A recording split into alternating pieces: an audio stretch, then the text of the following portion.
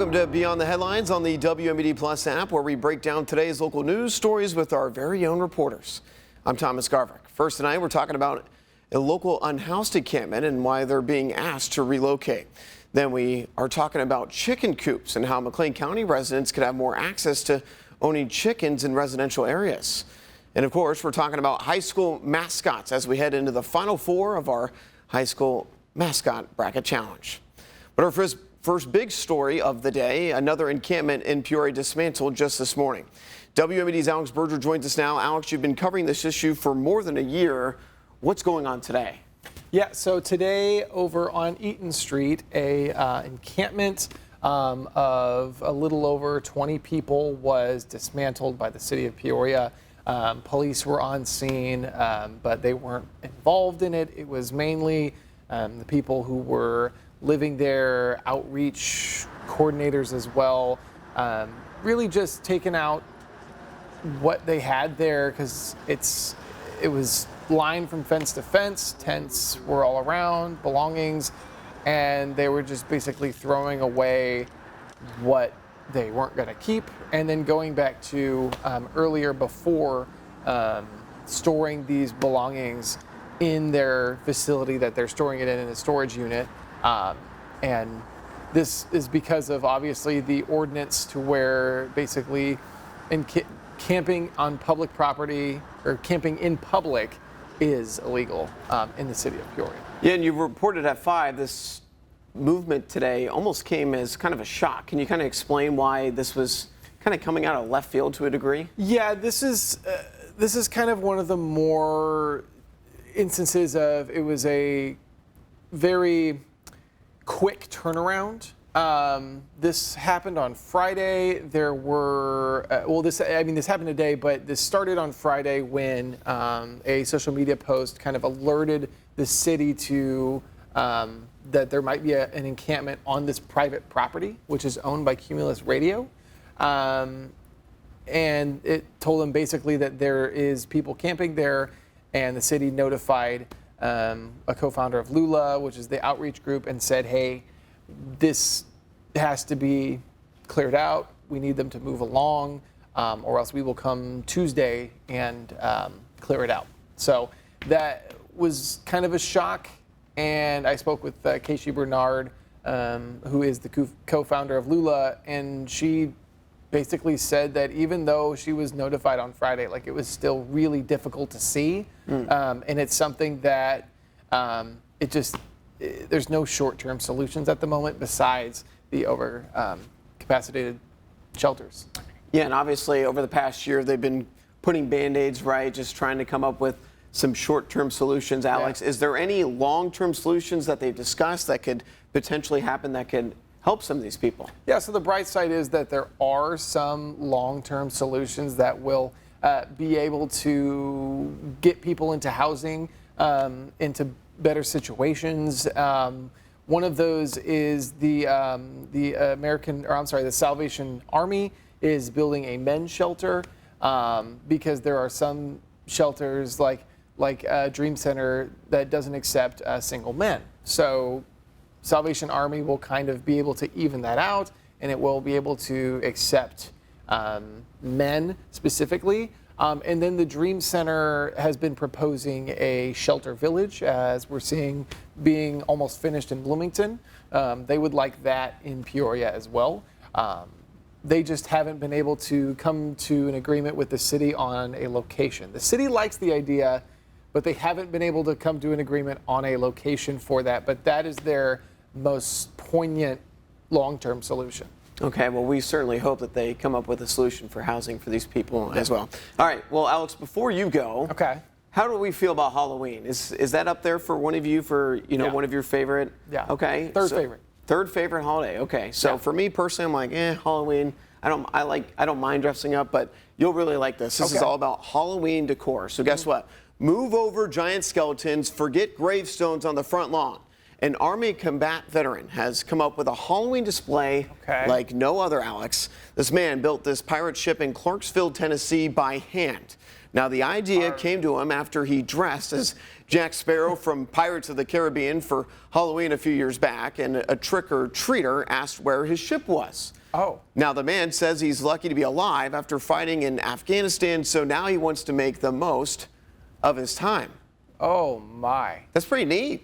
Oh, look at that with the smoke coming out of the cannon. That's awesome. If I really put my mind to it, I still wouldn't be able to build a pirate ship on my house. I don't know how you did that. That's incredible. Yeah. I wonder how much time and money was spent to get that done. Truthfully. Thomas, do you have a favorite Halloween costume that you have ever been? Oh, man. I feel like my default as a kid was always just whatever my favorite athlete of the year was. Okay. And so some years it was a basketball jersey, some years it was a football player, so I'd put on a helmet, pads, whatever. What about you? I've had so many ones that I've had. My grandma used to make my costume each year, and so one year she made me Shark Boy. Do you know Shark Boy? Oh, yeah. Shark Boy, okay. Shark Boy and Lava Girl, right? Yeah. Okay. Taylor Okay, Lautner's good. character, yeah. So Shark Boy, I had like a little mohawk, and it was like a replica of, I had the fin on the back. It was fantastic. That's awesome. It was a fantastic costume, so that was probably my favorite. But I also had sports costumes as well. I wasn't a stranger to sports costumes. Yeah. I was going to say, I definitely did Spider-Man one year for fun. Yep. That was like a big thing that I did for our youth group indicator, so that was a good time. So, yeah. All right, Alex, thanks for joining me. When we come back to Beyond the Headlines, we've got Austin Feeman live from our Twin Cities newsroom talking about chickens. Don't go anywhere. Beyond the Headlines, we'll be right back.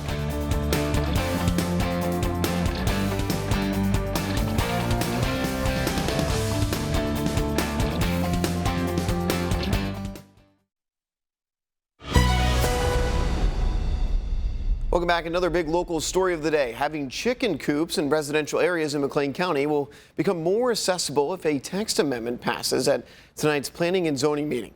WMED's Austin Feeman joins us now from our Twin Cities newsroom. He's been following the story all day and has more details. Austin.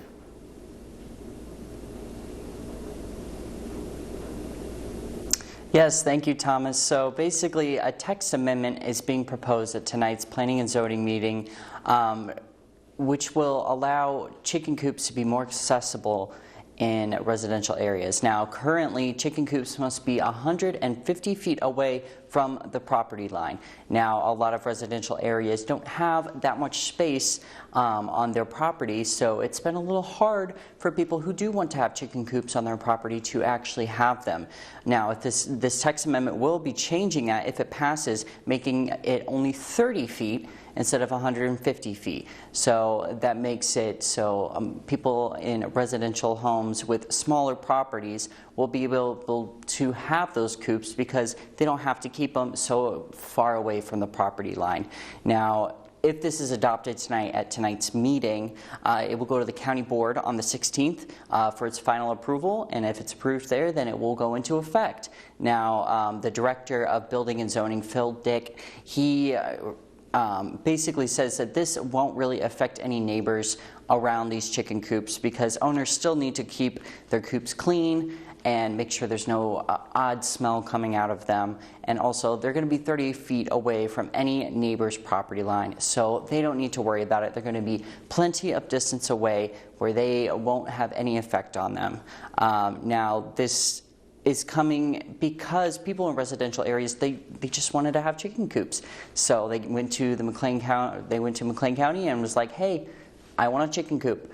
What can you do about it? And here we are. Now they are changing where the property line distance so that more people are able to have those chicken coops. Austin, who would have thought that we would be talking about chicken coops in McLean County? Very nice. Are there any limits on how many chickens you can have if this text amendment gets approved eventually? Yeah, so unfortunately, yes. I would love it if there was 200 chickens running around my yard. I think that'd be great, but unfortunately there is a limit. There kind of has to be, you know. I'm sure a neighborhood doesn't need 400 chickens sprinting around everywhere. So basically, if you have less than a quarter acre of land, you have a limit of 4. If you have, if you have more than a quarter acre of land, you can have 4. If you have more than a half acre of land, you can have 6 chickens. More than a 3/4 of an acre of land, then you can have 8 chickens. And if you have more than 1 acre of land, you can have 10 chickens. Now, this only works if you get the correct permit from the McLean County, from McLean County. You'll have to keep the coop 30 feet away if this passes, and you'll have to get the correct permits, and you'll have to keep the coop clean, of course. Man, Austin, because I also live in Bloomington, and I really do not want to be woken up from chickens every morning. But well done, my friend. Thank you for breaking that down for us. All right, well, Alex is officially back. So, fun fact about this story coming up. So, we're going to be talking about the Taco Bell Marathon. So, Alex, okay. I worked at Taco Bell. That was like my first big boy job, right? So, I mean, and I love the people who work at Taco Bell. It's awesome. Your coworkers. Yeah, well, I didn't work with these people, but they seemed like really good coworkers. But yeah, so I love Taco Bell. So, Alex, do you think you could do this? An event in Colorado over the weekend combined 2 things that don't usually go together: Taco Bell and a marathon. The Taco Bell Ultra Marathon was held in and around Denver. Competitors ran a 31-mile course while also stopping to eat at 10 Taco Bells along the way. Oh. Runners were required to eat a Chalupa Supreme or a Crunchwrap Supreme by stop 4. By the A stop, they must have eaten a Burrito Supreme or the Nachos Bel Grande. Then they have 11 hours to complete the marathon with no Pepto-Bismol allowed. One participant even saying there are no real winners, only survivors. Oh, that is painful, dude. That is, I can't even fathom that. I think I could do it. Ooh. You know what? I think I could. Because, like, I don't know. I mean, 31 miles? 31 miles and 10 Crunchwrap Supremes. With 10 Taco Bell stops, with mandatory. Crunchwrap Supreme is good. Yeah. Oh, it's one of the best Supreme. items. Yeah. But again, the big thing is no Pepto-Bismol, so you have to suck it up. I got to be so honest with you. I don't know if I've ever taken Pepto-Bismol in my life. I think I've taken it maybe once. I'm a Tums guy. That's right. Okay. That's my staple anti-acidic. What is your favorite Taco Bell menu item? I got to know. I'm curious. As a once poor college kid, I love a good bean burrito. Okay? Good bean burrito. It's like Those $1. used to be $1. Yeah. They're still $1. Everybody in the control room is booing you right now. Why are Alex, they a bean booing burrito. me? Me personally, cheesy gordita crunch. Nice. Can never go wrong. They got the nice spicy ranch sauce. Add a little sour cream to it. Now, It's go-to good order, stuff. though, is the medium box. So, like, they have that Lux box. So I usually get, like, the medium box. I like it. Classic. Good stuff, Alex. All right. Thanks for joining us. We got one more local story for you when we return to Beyond the Headlines. We're sitting down with our digital reporter, Christopher Huslick, to go over our mascot bracket challenge as we head to the Final Four. Don't go anywhere.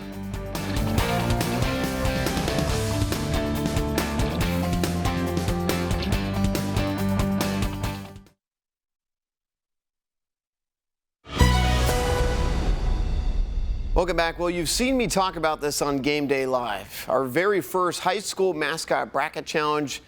It's coming down to the wire. We're in the Final Four now. We've got 4 local high school mascots battling it out to be the winner. Our digital reporter, Christopher Huslick, joins us now. Christopher, how excited are you? You obviously came up with this idea. We started with 30-plus teams. We're down to 4. What's it been like for you getting to track the progress of this thing? Oh, you know, just the fact of like it going from I'm eating breakfast and just thinking about random things idea that to now we're at the Final Four, like you said. It's just been crazy to see just what schools are getting the votes and moving on, and it's been crazy. So a lot of fun to track it and see the numbers and see how many people are voting and see people talking about it on social media. So it's been really cool. Yeah, and there were a lot of votes in the Elite Eight. Yes, there were. Like a lot of votes. There were a ton. I don't remember off the top of my head, but I know IVC pulled off with over 700 votes, almost 800. I don't remember the exact number.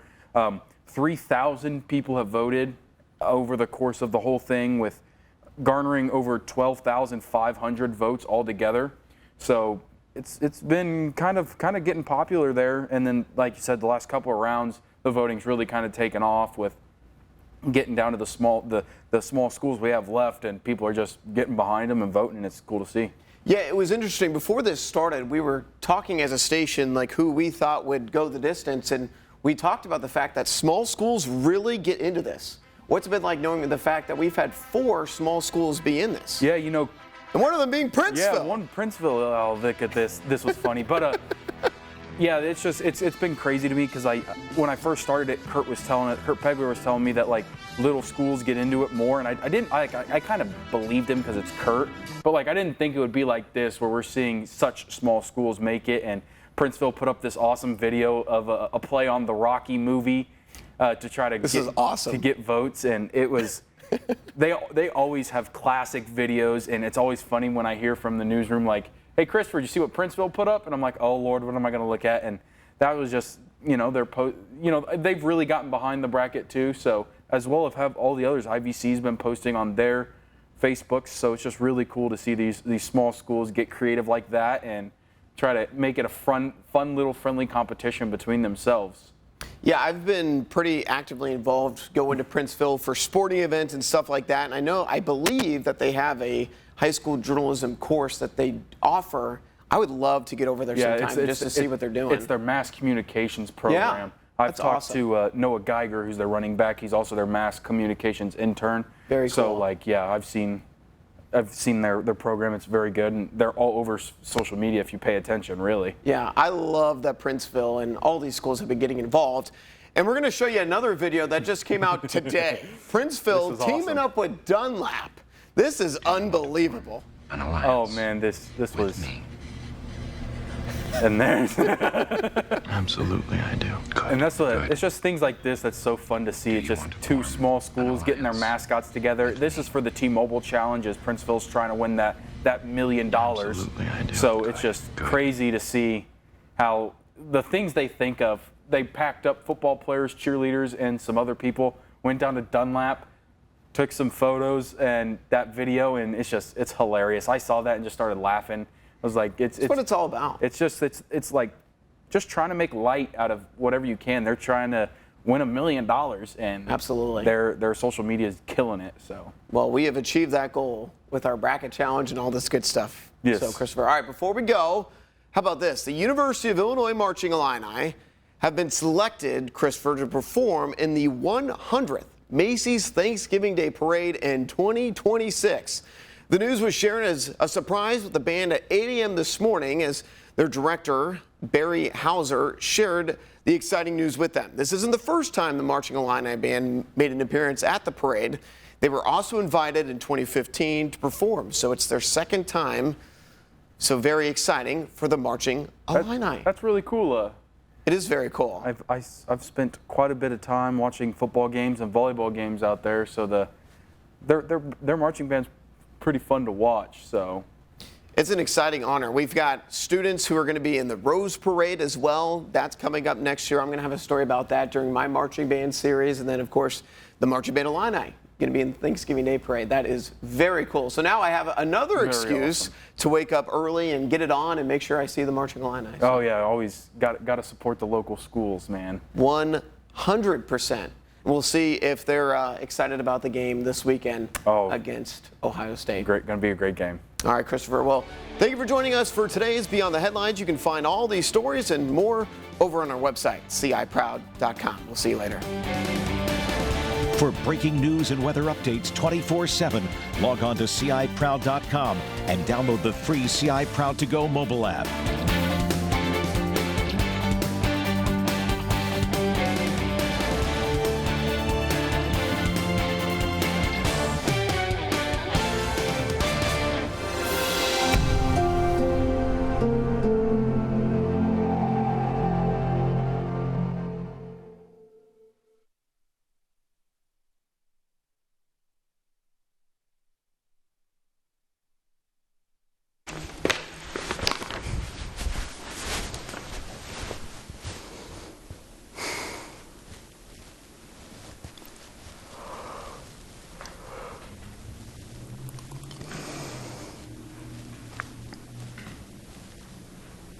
Check, check, 1, 2, mic check, mic check, mic check.